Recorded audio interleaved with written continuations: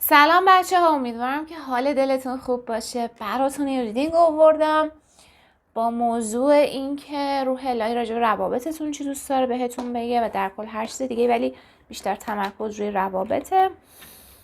خیلی وقت بود که ریدینگ روح الهی انجام نداده بودیم، گفتم که بدک نیست یه سری بزنیم و ببینیم از چه خبره. یه سری نشونه توی ریدینگ میگیم که از اینجا مطمئن میشین این ریدینگ بر شما هستش، پس با دقت گوش بدین همه چیزایی که گفته میشه و اگه دوست داشتین میتونین ویدیو رو بر بقیه هم بفرستین. ببینیم که روح الهی عزیز دوست داره به ما چیا بگه راجع به روابط، بیشتر دوست داره به ما چی بگه، روابط عاشقانه، دوستانه، هر چیزی. روح الهی عزیزم دوست داری به ما چیا بگی؟ کارت Knight of Wands، Four of Swords. دوست داری به ما چیا بگی راجع به روابط، روح الهی عزیز؟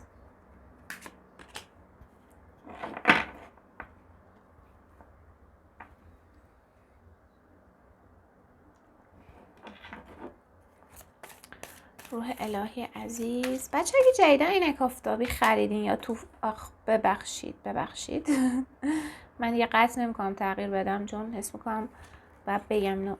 یا توی فکر این هستین که عینک آفتابی بخرین، این یه نشونه بر شماست. پایین دکتونم که مجیشن زیبا افتاده، عدد 10 و 3 بار اینجا دارم میبینم. این یکی دیگه از نشونه هاست که این ریدینگ برای شما هست، عدد 2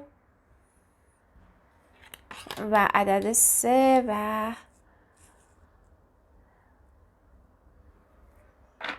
همینجا 4 اونقدر نمیان، ولی خب ممکنه برای یه سرتون نشونه داشته باشه. خب اول که روح الهی دوست داره بهتون بگه که خیلی بهتون افتخار میکنه. من تو این که دارم اینو میگم ویدیو چک کنم. خیلی بهتون افتخار میکنه که تا اینجا رو با چیزی که داشتین اومدین، یعنی با اون حسی که داشتین، با اون ایمانی که داشتین به خودتون، به عشق، به هر چیزی بهتون افتخار میکنه و ازتون یه حس رضایتی داره که اینو دارم میگیرم تو این ریدینگ و از اوشو هم کمک میگیریم که بیشتر بگیم. و اول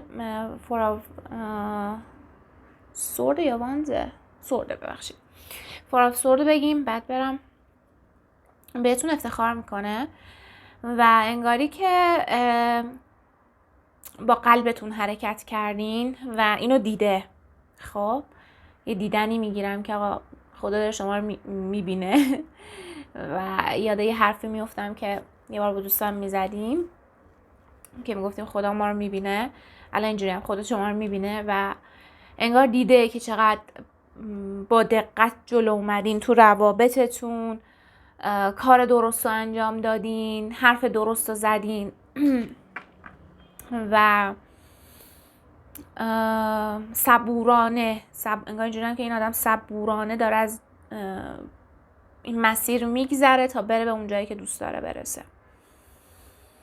راهتون قاعدتا آسون نبوده و روح الهی میدونه که یه سری دردا کشیدین و یه سری فکر و خیالا وجود داشته و اونجایی که این کارت اینجوریه که داره طب سوزنی انجام میده، حس میکنم داره بهتون میگه طبیعیه، چون یه گرفتگی انرژی بوده، یه دیتای معیوب بوده، یه چیزی که باید درمان میشده. از طریق این دردایی که شما کشیدین باید شناسایی میشده این اتفاقات، این فکرها، این بالا و پایینا. مثل کسی که مثلا یه سرما میخوره میره دکتر، میفهمه که چه میدونم یه مرضی دیگه هم داره و اگه اون سرما رو نمیخورد هیچ وقت متوجه نمیشد که یه مرضی دیگر داره و نمیتونست زودتر اقدام بکنه. حالا اول بذارین اوشوزنتون رو بکشم. اوشوزن فور آف سورد و 10 آف سورد رو به ما بگین. بچه روابطتون چالش برانگیزه، چون کارت سورد اومد. حالا بیشتر میگم انصاف کنید. فور سورد، تن آف سورد. به ما بگین چرا اینجا اومده، چی میخواد به ما بگه. هیلینگ. آهان، خوشمان آمد. هیل شدن. بچه شما دارین هیل میشین و روح الهی اینو داره میبینه و خیلی راضیه. خیلی یه دفعه یه شادی منو گرفت، اینجوری هم که وای بالاخره هیل شده، بالاخره هیل شده. و از اونجایی که میگم چاکرای قلبش داره خیلی خوشگله، دستش روی این شکم است، انگار چاکرای مثلا خاجیه، اینجوری هم که چاکرای قلبتون هیل شده. خب و اگه مثلا رو چاکرا کار میکنین یا جای دیگه کار میکنین، خیلی نیاز رو خاجی و رو خاجی، رو خورشیدی و چشم سوم و تاجتون کار بکنین. قلبتون کاملا هیل شده. خب شاید مثلا بعضی وقتا ناراحت بشین، ولی طبیعیه ناراحت شدنه، اینو دوست داره بدونین. و انگار اینجوری هم که شادی منو گرفت، انگار خیلی رضایت وجود داره، روحتون راضی از شما، روح الهی از شما راضیه و انگار دیده چقدر زحمت کشیدیم برای اینکه مسیر درست رو پیدا بکنیم. بعضی وقتا بچه‌ها ما توی یه سری جایگاه ها هستیم ولی درست نیست، روحمون اذیته، هی میگه نکنه اینجوری بشه، نکنه اونجوری. ترس نیستا، انگار روحمون داره یه چیزی احساس کنه، انگار اینجوری که آقا این جایگاه من نیست، عقب بکش. ولی ما فکر میکنیم تا ته مسیر رو باید بریم و شما انگار یه جایی عقب کشیدین، یه جایی تصمیم گرفتین که هیل بشین و واقعا بهتون افتخار میکنه. با نایت آف واند و تن آف واندز خیلی جالبه، سوردا زیر هم افتادن، وانزا زیر هم افتادن. جالب بود برام. اینو بگم راجع به سوردتون، بذارید اینو بگم. من میبینم که یه سری چیزا راجع به روابطتون براتون روشن میشه، مخصوصا اگه با یکی مثلا تو کنترکت میگن تو ناراحتین یا نیستش، خبری ازش نیستش، یه سری چیزا براتون روشن میشه، یه سری آگاهی ها میاد بالا که به مسیر هیل شدن شما کمک میکنه. خب و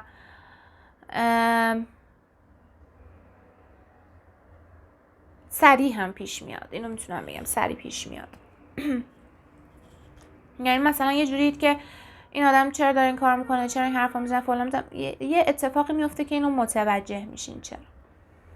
این از با نایت آف واندز و تن آف واندز بچه ها روح الهی دوست داره بهتون بگه که شما تو مسیر رسیدن به اون رابطه ای هستین که دوست دارین، حالا یا با آدمی که میخوان یا با آدمی که جدیده، فرقی نمیکنه. شما چی به دلتون میفته همون اصلی ترینه. یه سرتون شاید با خانواده‌تون به اون جایگاه برسین ولی توی مسیرین. خب و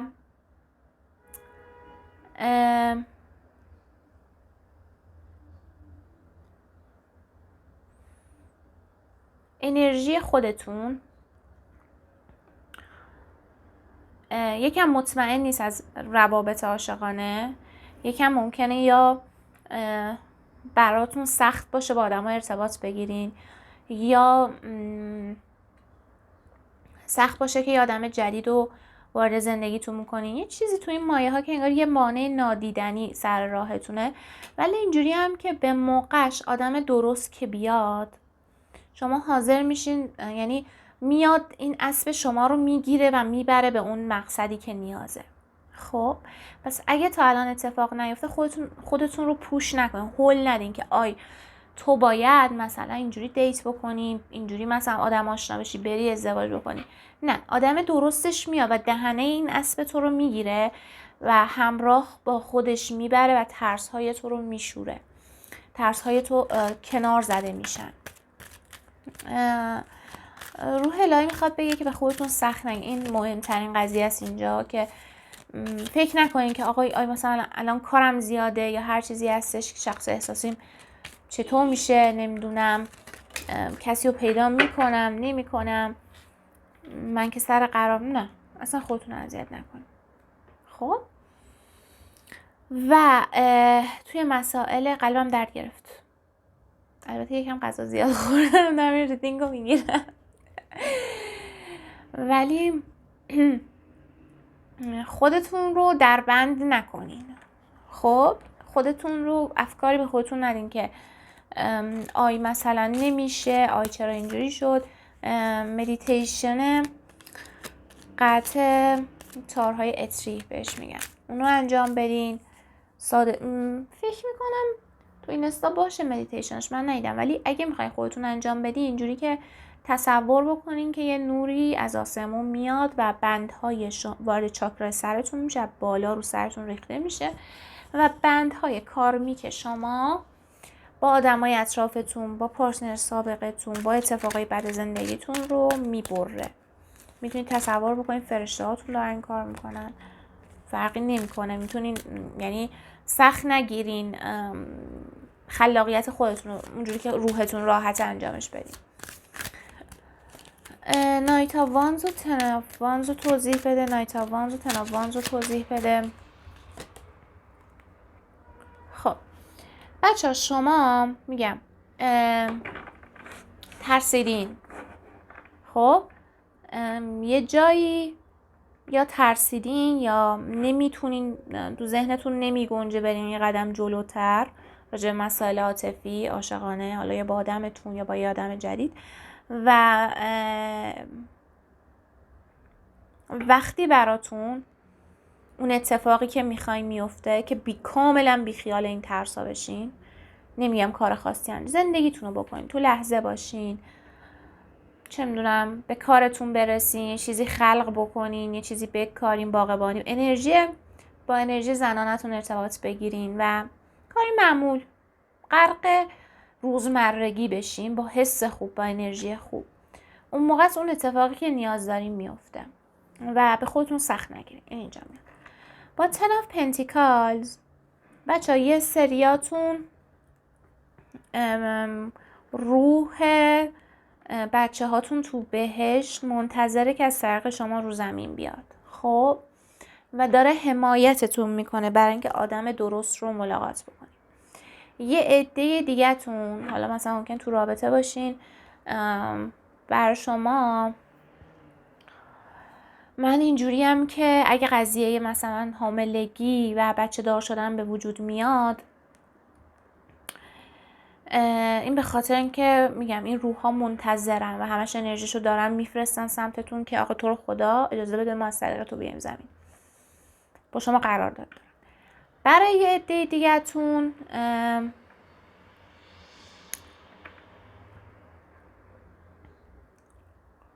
خودتون میدونین که قراره یه رابطه خیلی خوب داشته باشین و قراره بهترین خانواده رو بسازین. این هم ممکن تو طالعتون افتاده، هم مثلا پیش فالگیر رفتین بهتون گفته. اینو میدونین و آگاهین، پس روی این انرژی بیشتر تمرکز بکنین تا انرژی نداشتن، تا انرژی ضربه خوردن، وای قلبم شکست، وای اینجوری شد، وای اینجوری شد. 10 of Pentacles و های پریست رو بیشتر توضیح بده. اونچر هوای کودک درونتون هم خیلی داشته باشین و راجع به روابط احساسی، مخصوصا اگه میخواین ازدواج بکنین، مخصوصا اگه مثلا دوست دارین زودتر عقد بکنین یا عقدی میخواین ازدواج کنین، هر چیزی که از سناریو، به چشم یک کار که باید انجام بشه نگاه نکنین، به چشم یک داستان، یه جرنی نگاه بکنین، یه سفر که یه سری روزا بیقرار میشی، یه سری روزا خیلی خوش میگذره، یه سری روزا دلت میخواد برگردی خونه، یه سری روزا خدا رو شکر میکنی برای اینکه انقدر شجاع بودی که این مسیر رو اومدی. صبور باشین با مسیرتون و آگاه باشین که برای شما نوشته شده یه ازدواج خوب، یه رابطه خوب، یه تشکیل یه خانواده خوب و سالم. سالم باید میگفتم. و های پریست اینجا یه سرتون بچه ها فکر میکنم نباید زیاد تاروت ببینین یا خیلی راجع به روابطتون سوال بپرسین، مخصوصا اگه بیش از حد دارین انجام میدین، مخصوصا اگه بیش از اندازه دارین به این کار، وقتتون رو میگیره، انرژیتون رو میگیره، حستون رو بد میکنه. حالا من اینو میگم و فردا دیگه ویدیوی من نمیبینید، ولی نه خب واقعیت رو گفت و در حدی انجامش بدین که قدرت عقل و شهود خودتون زیر سوال نره، مخصوصا راجع به روابط. های پریست رو بیشتر توضیح بده. کارت فول. بچه ها باید باور کنین، حتی اگه فال میگیرین ولی باور ندارین فایده نمیتونه بره. باید باور کنین و هر چی زودتر و بهتر باور کنین زودتر میرسه اون عشقی که میخواین، اون چیزی که راجع به روابط میخواین سریعتر براتون اتفاق میفته. کارت من اینجوری بودم که موقعی که داشتم راجع به حاملگی اینا حرف میزدم اینجوری بودم که ای امپرس نیفتاده، من با چه روی بگم، ولی الان چشم افتاد. بچه ها کسایی که این ویدیو رو میبینین و تا اینجا همه چی براتون صدق میکرده، یکی از وظایف شما، یکی از رسالت های شما پدر بودن، مادر بودن خوبه و حس میکنم دارن اینو میسازن. یعنی با دراماهایی که تجربه کردین تو روابطتون، آدم زیاد اومده رفته، اینا هم یک مدل امتحان بوده که کائنات مطمئن بشه شما تو جایگاه درستی قرار میگیرید.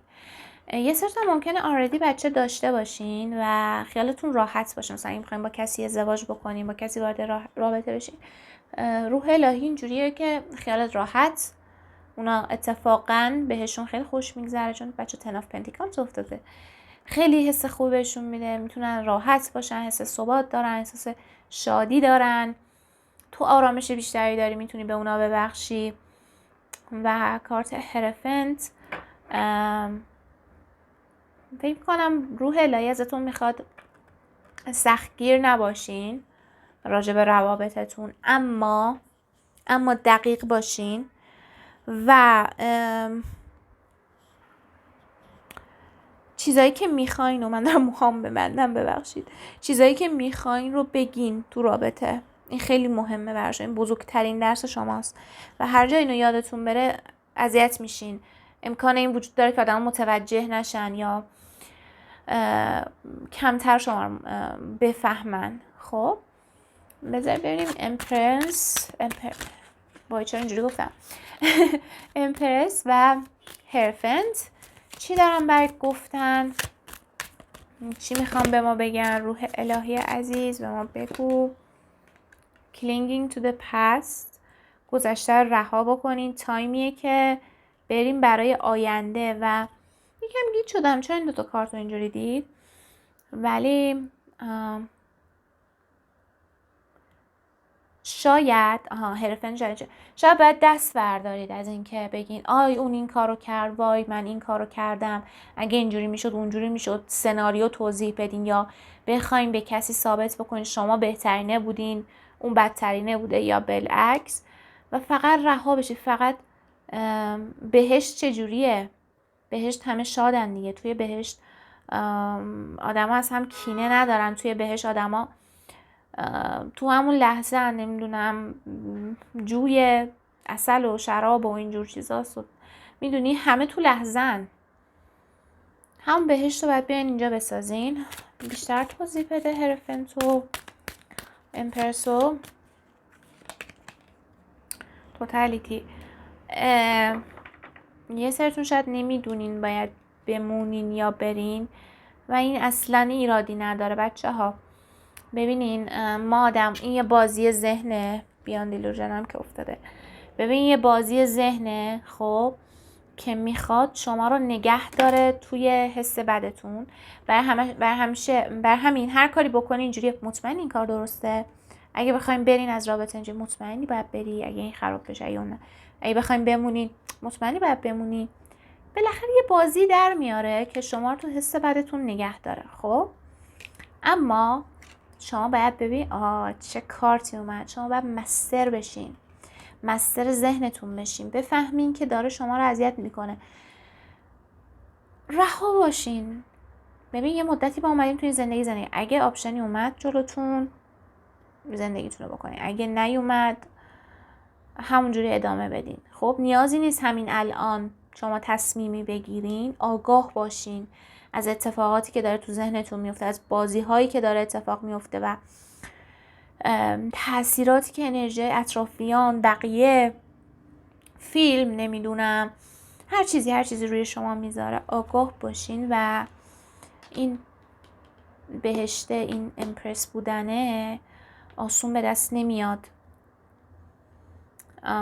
باید یاد بگیرین که با این انرژی درونتون، با امپرس درونتون ارتباط بگیرین. خب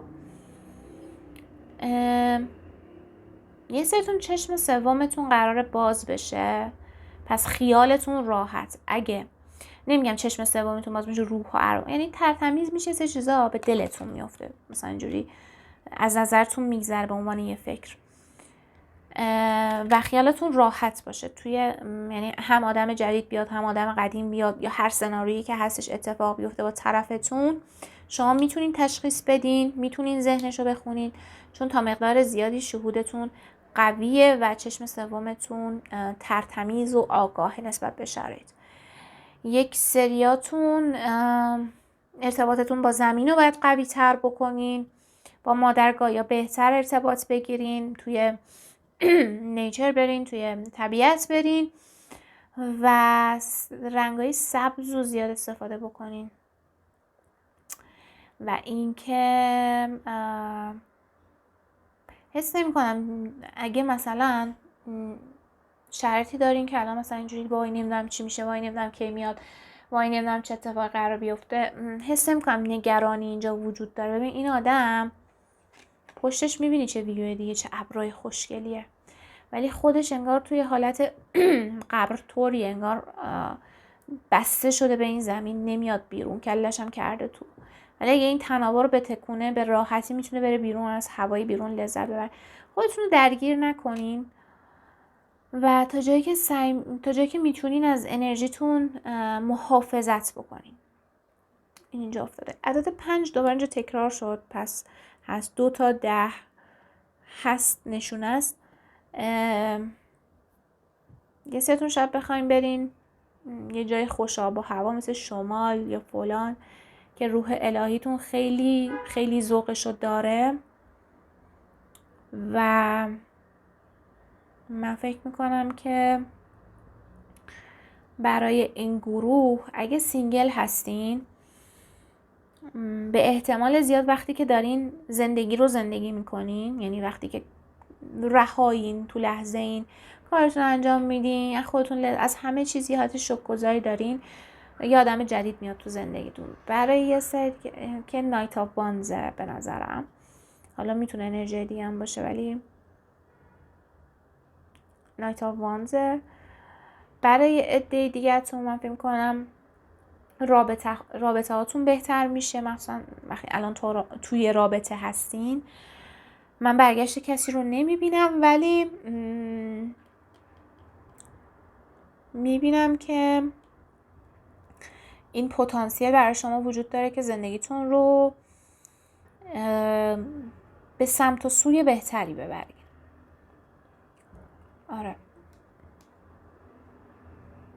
و شهودتون هم خیلی کمکه، مثلا هوای شهودتون رو خیلی داشته باشین، شهودتون فوق العاده قویه و اول از خودتون سوال بپرسین، بعد مثلا نظر بقیه رو. شهودتون خیلی چیزا میدونه، حتما بهش سر بزنین، مخصوصا راجع به روابطتون. مرسی ازتون دوستای گلم، امیدوارم از این ریدینگ لذت برده باشین. یه دنیا عشق بهتون، خیلی دوستتون دارم. فعلا